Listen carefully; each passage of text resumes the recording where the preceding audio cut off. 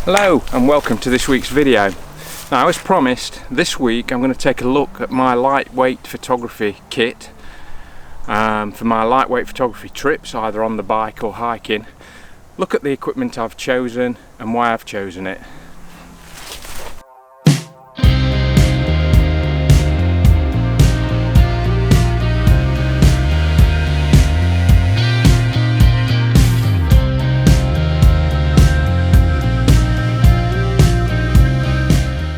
Hello and thanks for joining me for this week's video. Now, as I said in the introduction there, this week I'm going to look at the kit that I've recently picked up to allow me to do more lightweight landscape photography. Now, as we all know, it can get quite difficult with the amount of kit that you end up carrying with landscape photography, and it got me thinking, really, actually, is it always really necessary? You know, people are taking stunning images with mobile phones these days. I wouldn't go that far. I think, for me, I enjoy the process of the photography, and I think you lose that a little bit with phone photography. I like to go through the process. That's why I've recently started doing film photography as well, because, you know, that takes you a step further back. But kit-wise, my kit was becoming extremely heavy, and I'd always wanted to steer the channel towards doing more photography that was lightweight, so that I could use my gravel bike to get to locations, walk to locations, and it was, you know, the kit was just getting too heavy to do that. So I took a long hard look at the kit I was using, made a couple of changes, and it also got me thinking that, you know, it's not just carrying stuff on your bike. You know, some people might struggle to carry heavy landscape kit around with them. It can get really heavy, tripods can get really heavy. So maybe just go through the stuff I've picked up in this video. You know, you might find something useful in there that you can go away and adapt for your type of photography. And yeah, as I say, it's not just about being on the bike. You can be walking, hiking, want to cut down the load of your kit. You could be going on a big adventure somewhere and you just can't afford to carry all that kit on a plane somewhere or whatever. So anyway, we'll first look at the camera I've chosen, and then we'll work through the kit from there. Okay, so let's first look at the camera I've chosen. Now, when I first started this channel, I actually started with the Sony a6000 because it was light, easy to carry. And one of my things with the channel was I wanted to make it so that I could travel places really easily, and, you know, on occasion use the bike and do some bike traveling, adventures, and just take the camera with me. And I started with the a6000. I actually got really seduced by the A7 Mark II, I suppose. Full frame camera as opposed to a crop sensor. Now, again, that's slightly bigger. Then you put an L bracket on, it's slightly bigger again. The lens that I got for it was a Sony Zeiss 2470, which again was quite a bulky, heavy lens. So immediately you're getting away from this mobility that you had with the a6000. So what I've done, I took a long hard look at what I was doing and the way the channel was going, and decided I was going to go back to a crop sensor. Now, this is the Sony a6400, so it's a couple of series down from the a6000, and I have to say it has a couple of advantages. And as this is not a review channel, I'm not going to go into many of the things that have changed over the a6000. What I would say, for me, the thing that this has that the a6000 doesn't have is a mic input, so an external mic input. And obviously, doing this channel, I don't always record on the action camera. Sometimes I record on this camera. So if I was to get an a6000 again, I would have to get a separate sound recording device, join them both together in post-production and all that sort of stuff. With this having an external mic, I can just plonk the Rode mic on the top and away I go. It has other things like a flip screen, but again, if you flip the screen up like that, it gets in the way of the mic if you're using a mic. But as I say, there are some advantages. If I hadn't needed the external mic, I may actually have gone back to a Sony a6000, because I think it's the same sensor. There'll be one or two other things changed. Now, the other thing with this is this has got the standard 1650 lens on, which I'm quite happy with. Not a problem, takes stunning images, light, really mobile. The only thing I am considering is that potentially in landscape photography, obviously there's that that range that you like to cover from sort of wide angle to telephoto, and I find telephoto lenses really useful if I'm, say, up in the mountains or whatever in Scotland or in the Lake District, if I want to pull a scene together. So if you've got several mountain ranges and you want to bring them all together, you know, a telephoto lens can help you do that. So with this lens I would not be able to do it. What I am looking at is potentially the Sony 18-135, which is going to be a slightly bigger lens, but it'll be one lens that covers all that range. So anyway, that's the camera. As I say, anybody who's wanting to do something like this on a budget, and doesn't need to record sound, the A6000 is a cracking camera to go with. But yeah, that's the camera. I don't want to say an awful lot about it. It's nice and lightweight, and it, you know, does the job, takes extremely good pictures. Right, before I get on to this next item, which I'm going to go through, or the next two items, I do have to register a bit of an interest. I am actually a Vanguard ambassador, which means I do get a discount on their products when I buy them. However, I did actually ask if I could be a Vanguard ambassador because I was so impressed with one of the bags I was using at the time that I really liked that product, and they accepted me as an ambassador, and I do use their kit, but I wouldn't recommend anything that I wasn't happy with. And I'm extremely happy with these next two items, but there are obviously manufacturers who make similar items which would probably do the job just as well. Right, so if we take a look at the next item, which is a tripod. Now this is a dedicated travel tripod. It's the Vanguard Veo Go 3 204 CB. Catchy little title. I think what that basically means, it's a travel tripod with the Go, and it's carbon fibre. Now this little thing weighs in at under 800 grams, believe it or not. It weighs absolutely nothing. Now there is always a trade-off, I think, with things like travel tripods.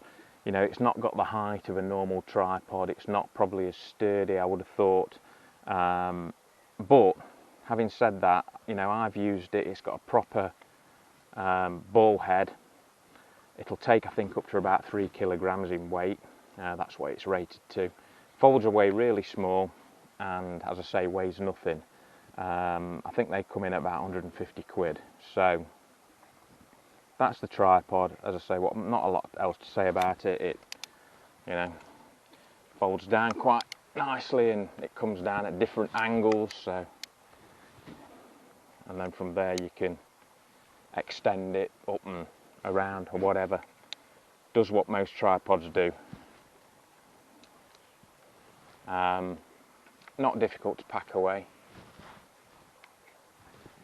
And there you go, there you have it, one tripod.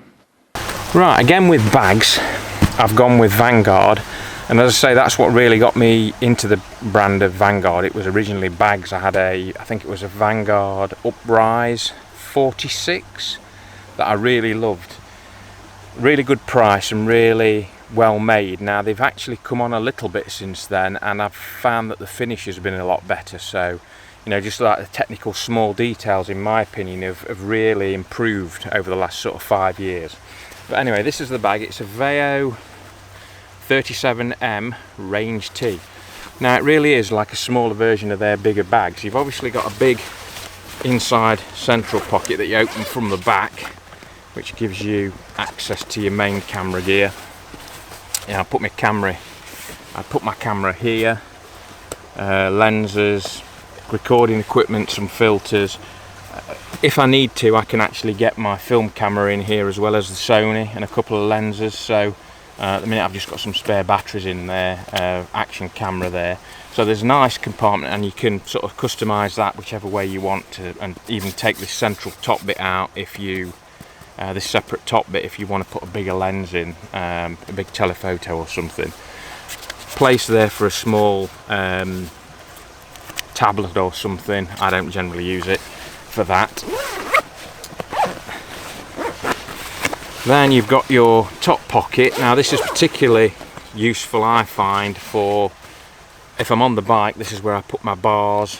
Today I've got the little mini gorilla pod in there, dry bag, dry under clothing, vest if I get wet or if I get really hot and sweaty. If you stop at any point, it's really good to be able to put a dry shirt on underneath.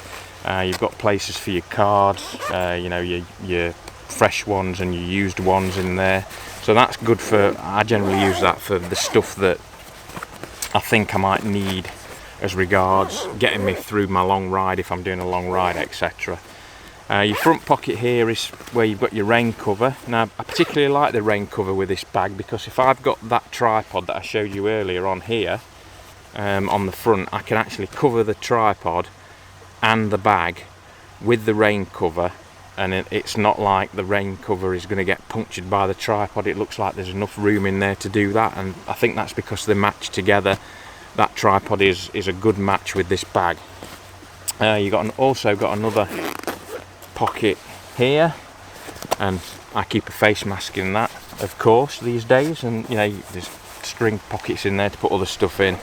So there is really loads of room. These you can customise. So the reason it's got this webbing around the bag is that you can move these around. So if I wanted the tripod on the side, I could move it to the side. You've also got easy access for your camera via the side pocket, which is quite a standard thing these days. And on the other side, you've got another pocket there that you can use. So yeah, all in all, it also comes with another sort of one of these. This little foot that you can, as I say, you can take it off to customise the bag. But there's one that will hold a drinks container as well that you can put on the side or on the back. It's just I'm not using it at the minute. So that's the bag, really hard wearing. At the present it's covered in sheep muck from where I've stopped today. But yeah, really impressed with this, and I can highly recommend it. And I think it is designed to fit on a plane as well, so the size.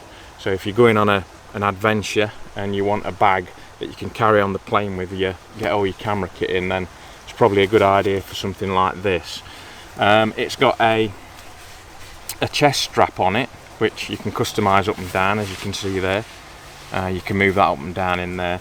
There's no belt strap, no waist strap. Now on the bike I don't find it a problem, because I have a problem on the bike if I get to a short climb. My instinct is to try and power over it. Now if I try that with this bag on, it does tend to move around quite a lot because there's no waist strap, even though it's got a chest strap. Now in a way that's quite a good idea, to be honest, because it tells me I need to slow down and put it in a smaller gear to get over.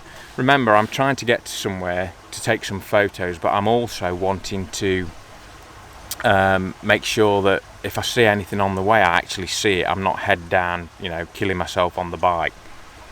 So anyway, that's the bag.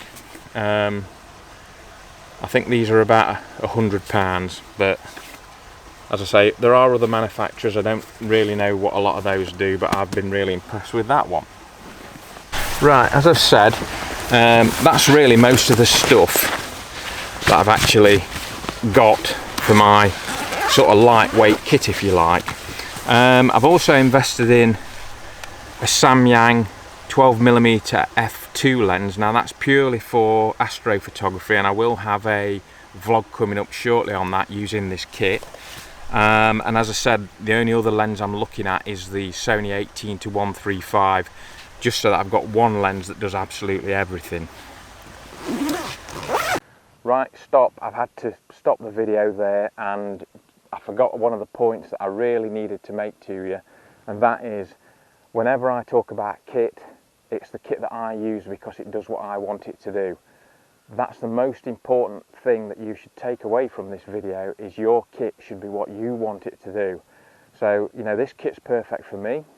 I've chosen it for me.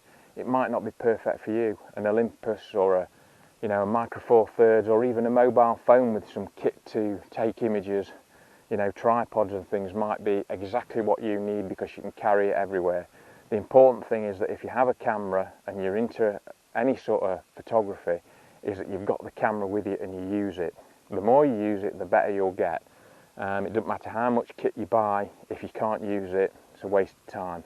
So that's what I want you to take away from this. By all means, look at the kit that I've got, but it's perfect for me. And there might be some bits on it that might work for you as well. really think hard about what you want the kit for and make your decisions on that, not really on anybody else's recommendation. Anyway, I'm off to get wet, test this bag's rain cover out by the looks of it, but there's some really nice shafts of light, so I'm so torn about trying to find a composition. Anyway, back to the video. Right, I hope you've enjoyed this video. It's certainly good to look at your kit occasionally, and I did that the other week and thought, you know, actually this is not what I wanted to do landscape photography for. You know, struggling around carrying huge amounts of kit. You know, I wanted to be able to get to places quickly and easily and feel fresh and see things on the way and take images. So that's what I'm hoping this will enable me to do. Looking forward to see you on future videos, and if anybody's got any other tips for any other kit that they think you know, might enhance mine, or have got any other ideas, then please stick them in the comments below. If you've not subscribed to the channel, then please think about subscribing to the channel and give this video a thumbs up. It all does help, and I'll see you soon for the next one. Bye.